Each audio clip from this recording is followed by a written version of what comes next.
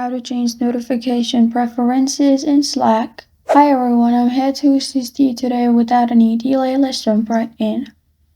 First, open Slack on your device. Make sure you're logged into your account.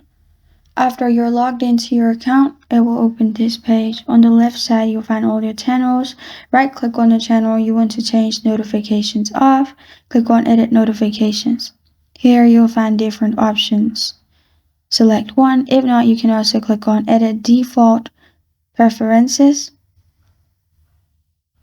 and it will lead you to this page. Here you can change Notify Me About, notify me when a huddle starts, notify me about replies to threads, and also notification schedule, allow notifications, set a default time for reminder notifications, and this is how to change notification preferences in Slack.